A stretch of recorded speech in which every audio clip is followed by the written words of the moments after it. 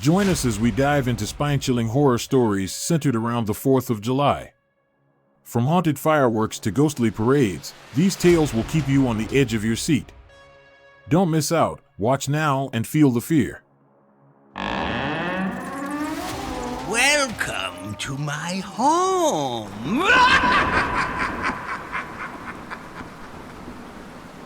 July 4th, Dance with Death. The Grand Marquis Hotel in New York City, a beacon of opulence and grandeur, hosted the most exclusive gala ball of the year. Celebrities, socialites, and the elite of society gathered under the glittering chandeliers, their laughter and music echoing through the vast, ornate ballroom.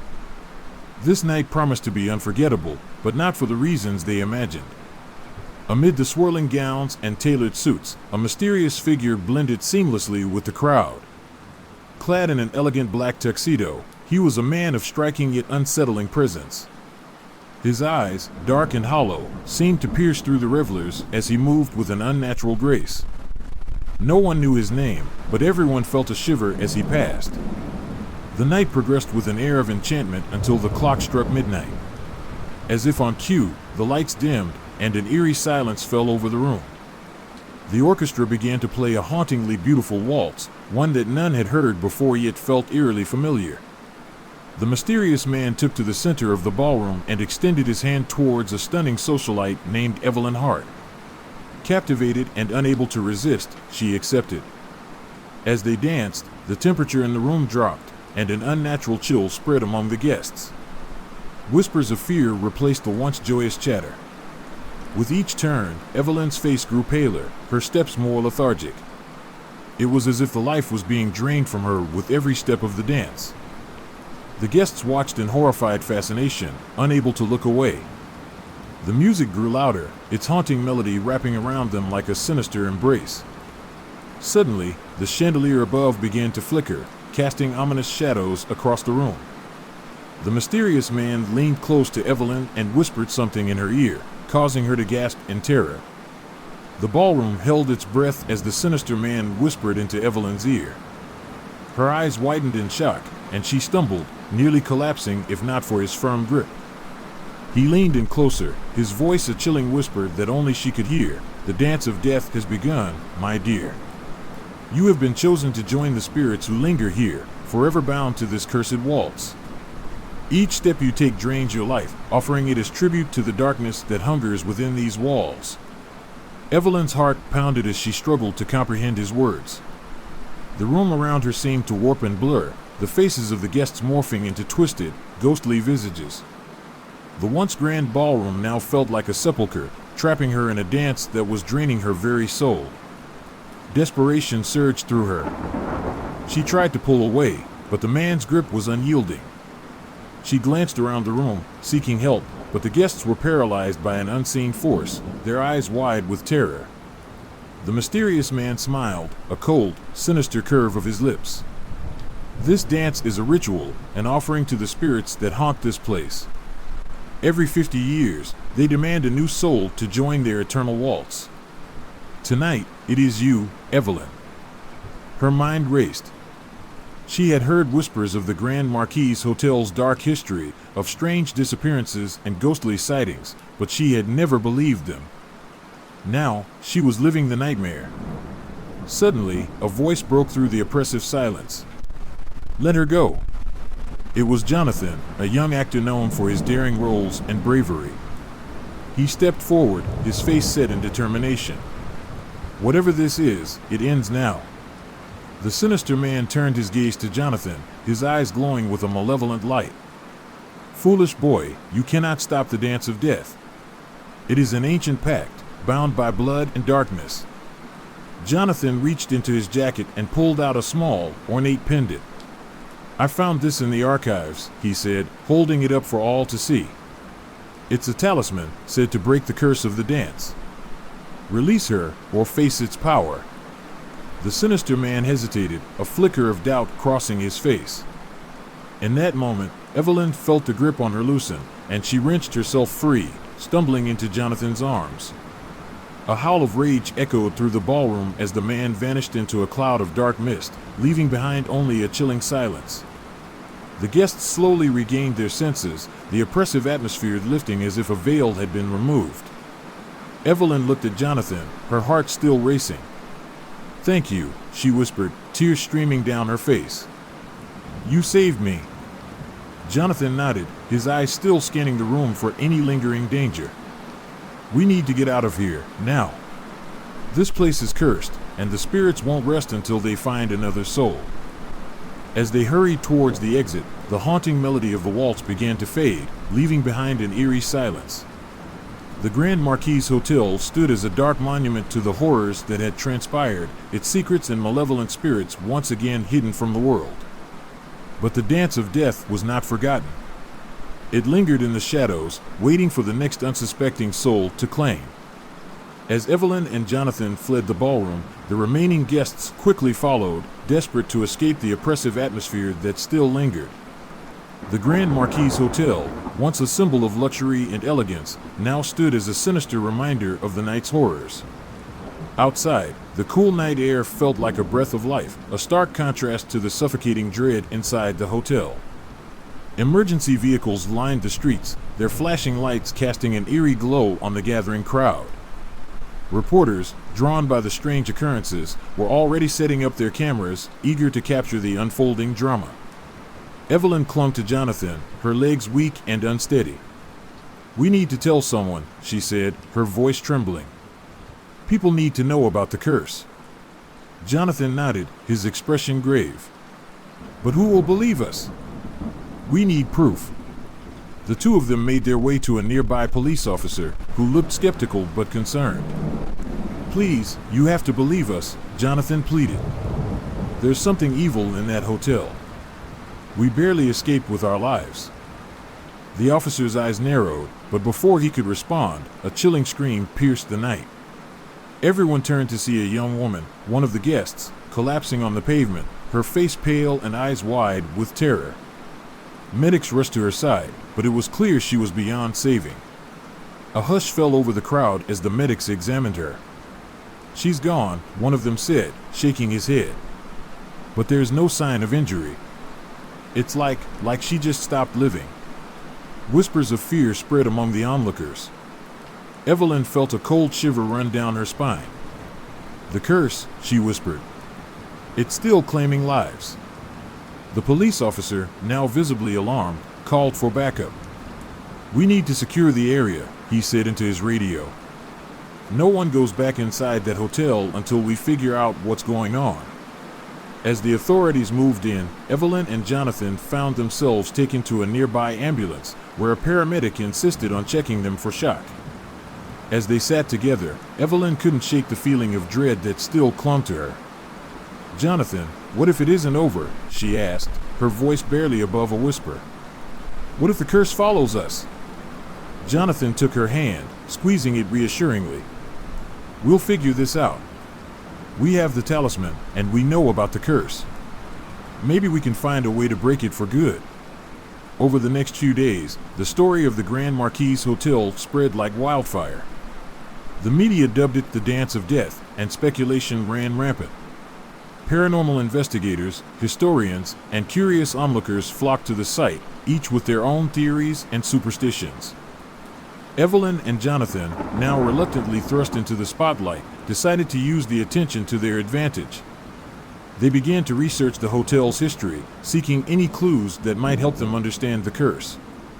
They visited libraries, interviewed local historians, and even consulted with experts in the occult. Their search led them to an old, dusty tome in a forgotten corner of the New York Public Library.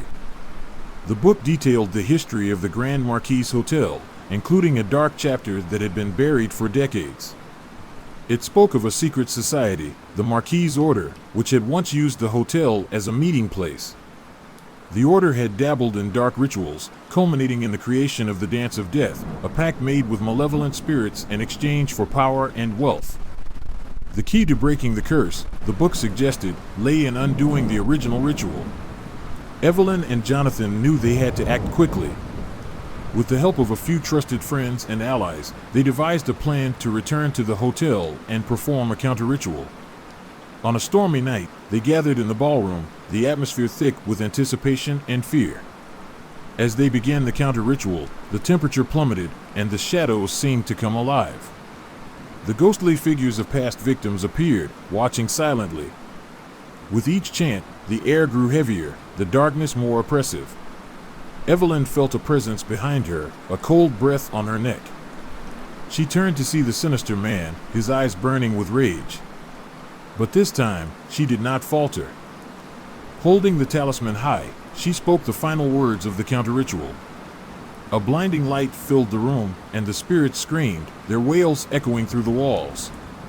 The sinister man reached out, but his form began to dissolve, vanishing into the light. When the light faded, the ballroom was empty, the oppressive atmosphere lifted. The curse had been broken. The spirits were finally at peace. Evelyn and Jonathan emerged from the hotel, exhausted but victorious. The crowd outside, waiting in tense silence, erupted in cheers as they appeared. The nightmare was over, and the Grand Marquis Hotel would no longer be a place of fear. But Evelyn knew that the Dance of Death would never be forgotten. It would remain a chilling legend, a cautionary tale of power, greed, and the price of darkness. And she and Jonathan would forever be known as the ones who broke the curse, turning the tide against the shadows.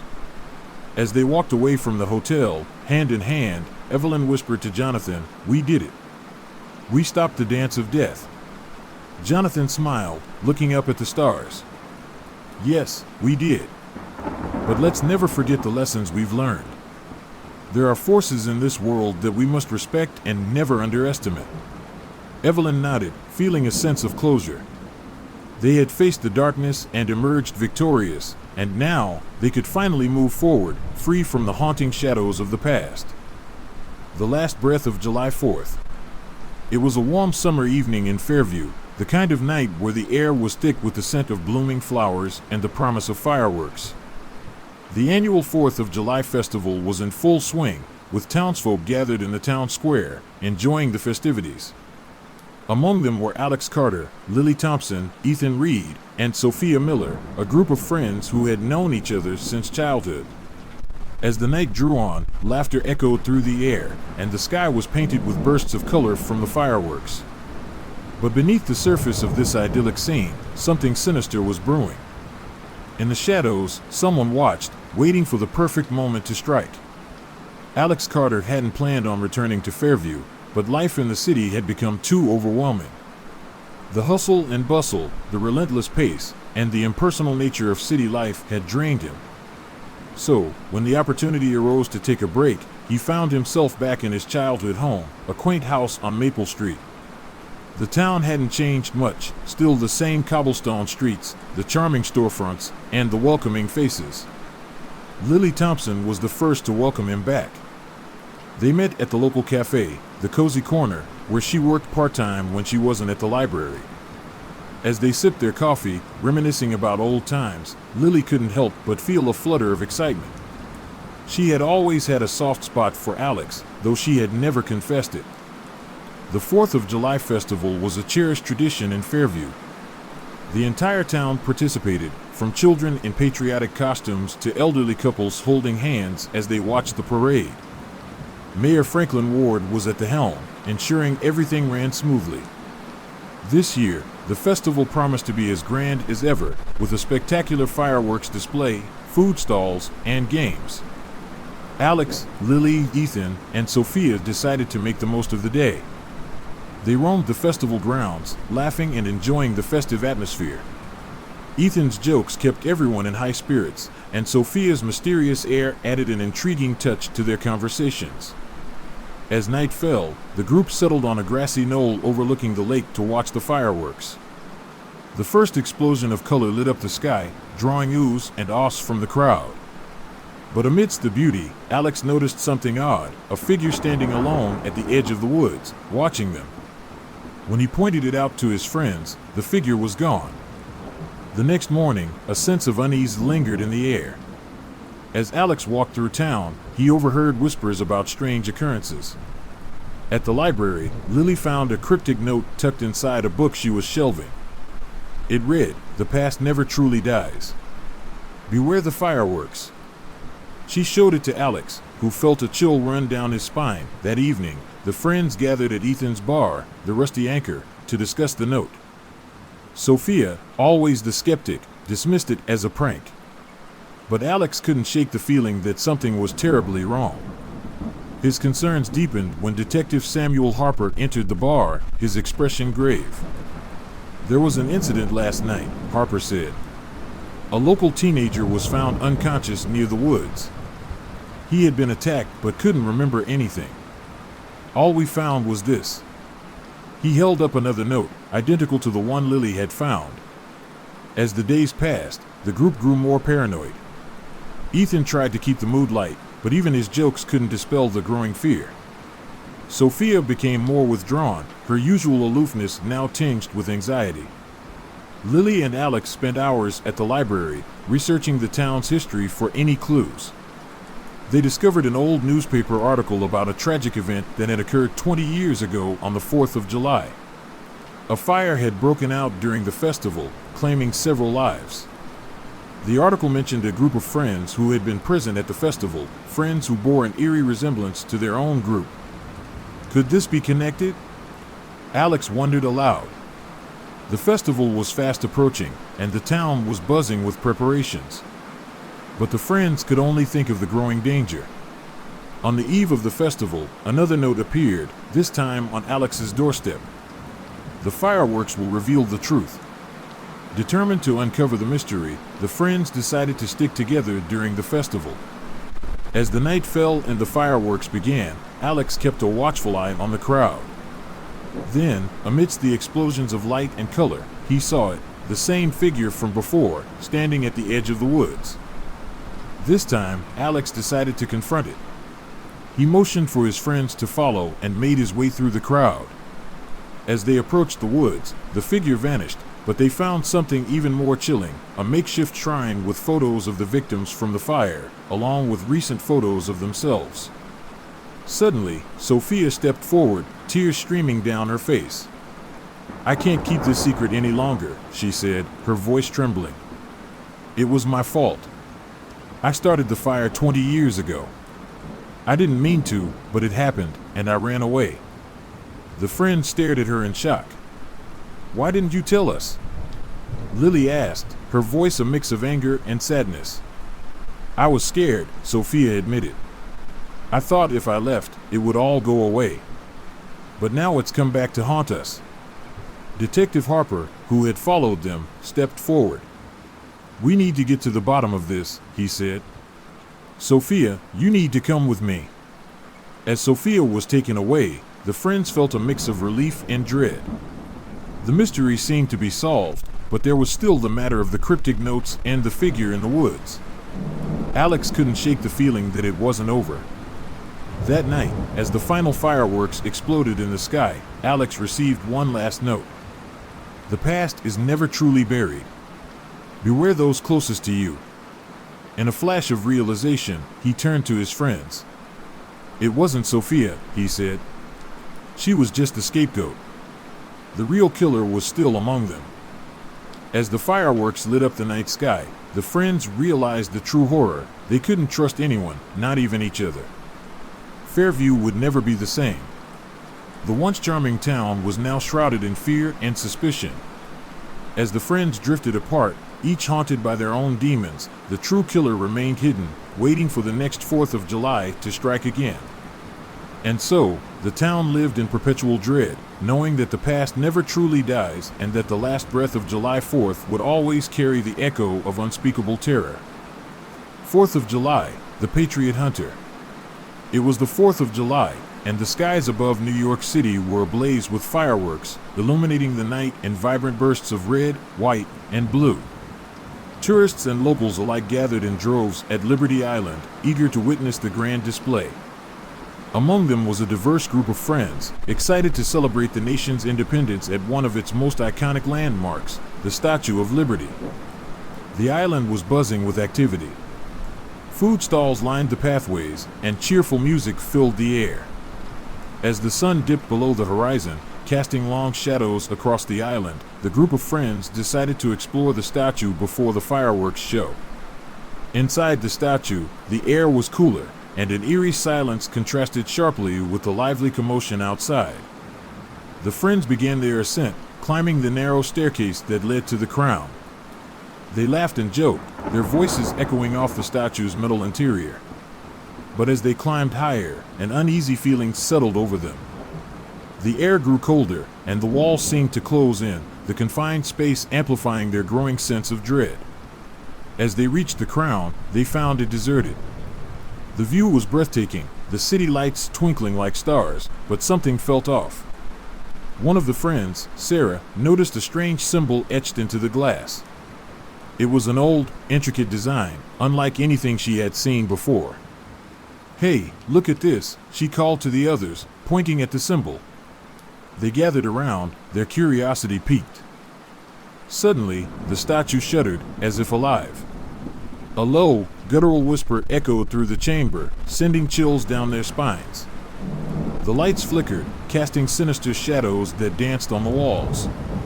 Panic set in, and they decided to leave, but the staircase behind them had vanished, replaced by a solid wall. Trapped, the friends tried to find another way out. As they searched, they uncovered more symbols, each more disturbing than the last. Whispers grew louder, filling their minds with dark, incoherent thoughts. It was then that they realized they were not alone. A figure emerged from the shadows, draped in tattered colonial garb. His eyes glowed with a malevolent fire, and he brandished a musket that looked centuries old. This was the Patriot Hunter, a vengeful spirit bound to the statue by a curse long forgotten. He had once been a fervent defender of the nation, but betrayal and death had twisted his soul, turning him into a relentless specter. "You do not belong here," the Patriot Hunter hissed, his voice a cold wind that chilled them to the bone. "This is hallowed ground, tainted by the blood of traitors." The friends backed away, terror gripping their hearts. They had to escape, but the statue had become a labyrinth, its walls shifting and changing, trapping them in a nightmarish maze. As they fled through the twisting corridors, they encountered more apparitions. Soldiers from different eras, all victims of the Patriot Hunter's wrath. Their ghostly forms reached out, desperate for release, but their touch was icy, draining the warmth from the living. A betrayer among them.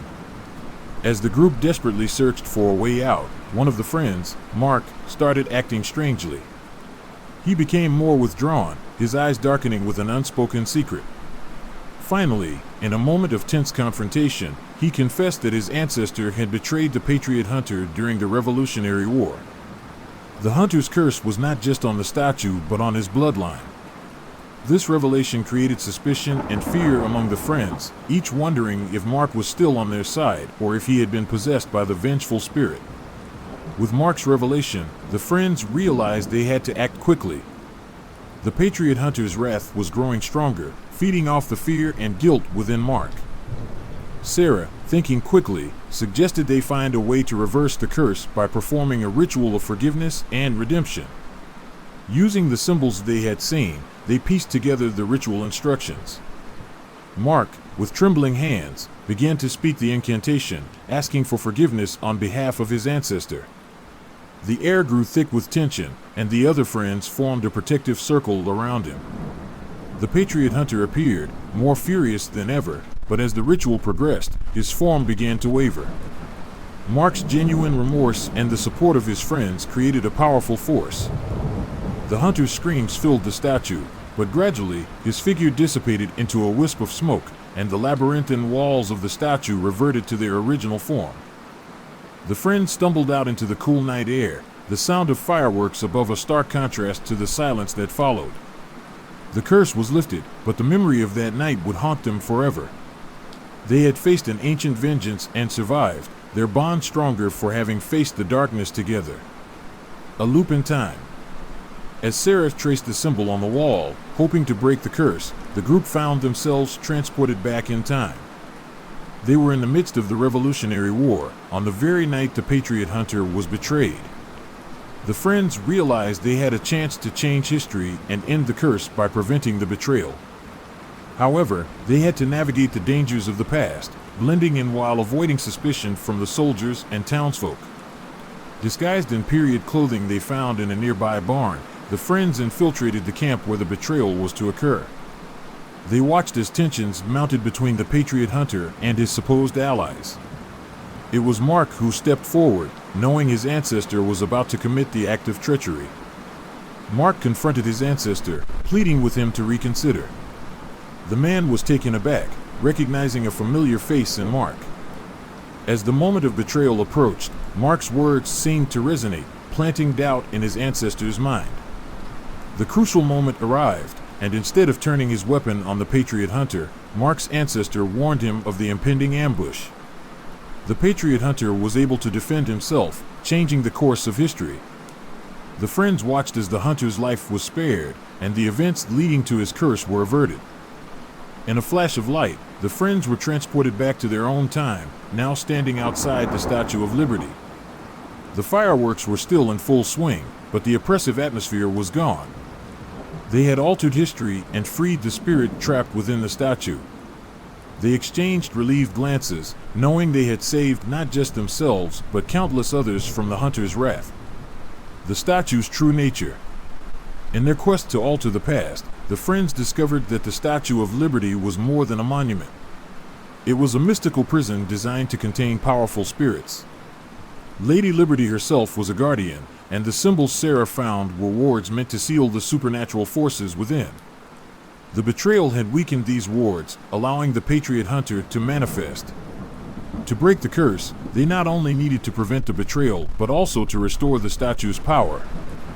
Back in the present, with this newfound knowledge, the Friends set out to restore the wards.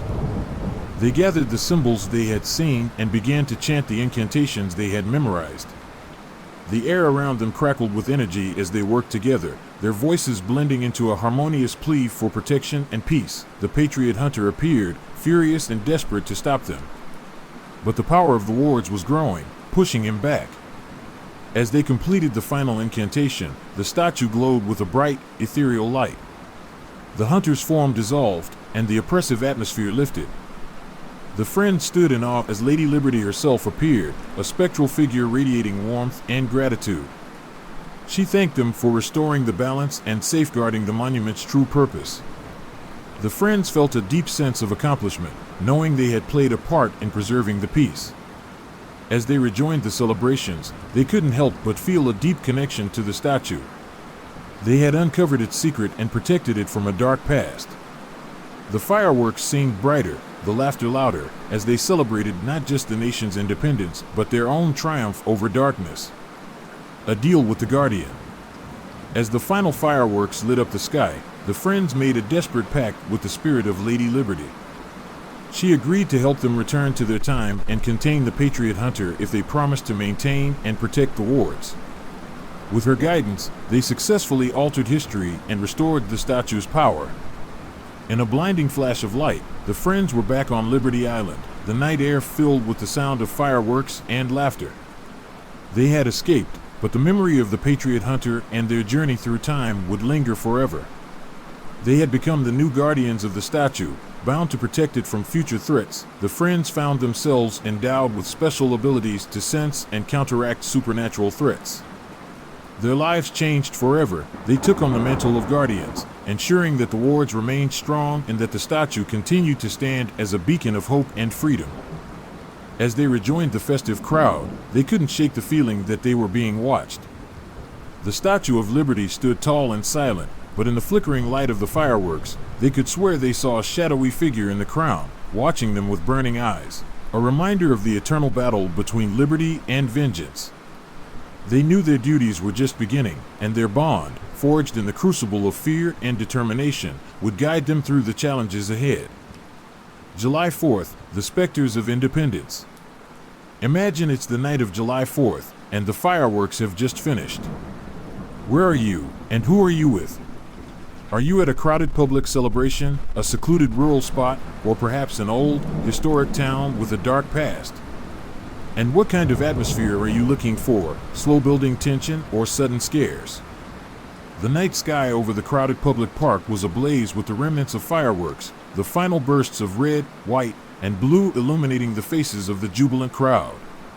Families and friends packed the grassy knoll, their laughter and cheers echoing into the warm summer air. The smell of barbecue and the sound of patriotic music added to the festive atmosphere. However, amidst the celebratory chaos, an inexplicable tension began to weave its way through the crowd. It started subtly, children suddenly stopping their play to stare wide-eyed at seemingly nothing, a chill breeze cutting through the warm night air, causing people to shiver and glance around uneasily. You were there with your friends, your spot claimed hours earlier by a carefully spread blanket. The sudden shift in the atmosphere didn't escape you. The hairs on the back of your neck stood on end as you noticed the change in the crowd. People began whispering, their once boisterous conversations now hushed and cautious.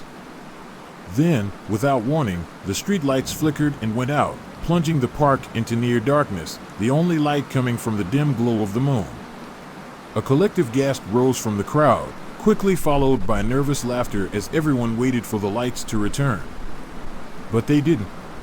Out of the corner of your eye, you saw a shadow move, fast and deliberate. You turned quickly, but there was nothing there. The laughter around you died down, replaced by anxious murmurs and the first hints of fear. Then, the first scream tore through the night. It came from the edge of the park, near the old war memorial, a spot that local legends claimed was haunted. The scream was followed by more, rippling through the crowd like a wave. Panic began to spread as people pushed and stumbled in the dark, trying to make sense of the growing terror. Steeling yourself, you signal to your friends to stay put and make your way toward the source of the screams. The crowd's fear is palpable, but your curiosity, and an inexplicable pull, drives you forward. You maneuver through the throng, your heart pounding in your chest, the sounds of panic and confusion growing louder with each step. As you approach the old war memorial, the air grows colder, and a heavy fog begins to roll in, obscuring your view. The statue of the lone soldier, usually a symbol of bravery and sacrifice, now casts an eerie shadow in the moonlight. The screams have stopped, replaced by an unsettling silence. You notice a group of people huddled together, their faces pale and eyes wide with terror. One of them, a middle-aged woman clutching a small child, points a trembling finger toward the statue. "There, do you see it?" she whispers, her voice barely audible over the beating of your own heart. You follow her gaze and see what she means. At the base of the statue, where the fog is thickest, a figure materializes. At first, you think it's a trick of the light, but as it solidifies, your blood runs cold. The figure is dressed in an old military uniform, tattered and worn, with eyes that glow an unnatural blue. It hovers just above the ground, its expression a mask of sorrow and anger. You take a step closer, drawn by a mix of fear and fascination. The specter's eyes lock onto yours, and for a moment, time seems to stand still. Then, in a voice that echoes with centuries of pain, it speaks, "Why do you celebrate freedom while we are trapped in this eternal war?" The words send a shiver down your spine. The crowd around you seems frozen, unable to move or look away. The specter raises a ghostly hand, and the temperature drops even further, frost forming on the ground around it. Summoning all your courage, you take a deep breath and step closer to the specter. The cold is nearly unbearable now, each breath forming a small cloud of mist in the icy air. The specter's glowing blue eyes are fixed on you, full of ancient sorrow and anger. "What do you want?" you ask, your voice trembling but clear. The specter's gaze intensifies, and it seems to steady you for a moment before speaking again. "We are the forgotten," it intones, its voice resonating with a haunting echo. "We sacrificed everything for freedom, yet we remain bound to this place, unseen and unheard. We seek recognition, acknowledgement of our suffering." The crowd behind you watches in stunned silence, their fear mixed with curiosity. You feel the weight of their expectations pressing down on you, but you also sense a flicker of hope. Perhaps, if you can understand what the specter wants, you can help it find peace and end this terrifying night. "How can we acknowledge you?" you ask, your voice steadier now. The specter's expression softens slightly, and it lowers its hand. The frost around its feet begins to recede. "Honor us," it whispers. "Remember our names, our stories. Light a flame in our memory, and let the truth of our sacrifice be known." You nod, understanding the gravity of its request. "We will," you promise. We will remember you and honor your sacrifice. The specter's glowing eyes dim, and it seems to relax, a look of profound relief crossing its spectral face. The fog begins to lift, and the temperature slowly rises.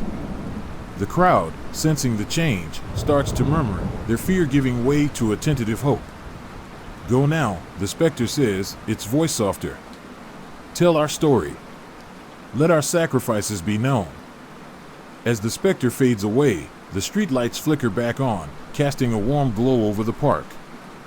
The crowd begins to disperse, whispering about the night's events. You return to your friends, who look at you with a mix of awe and relief.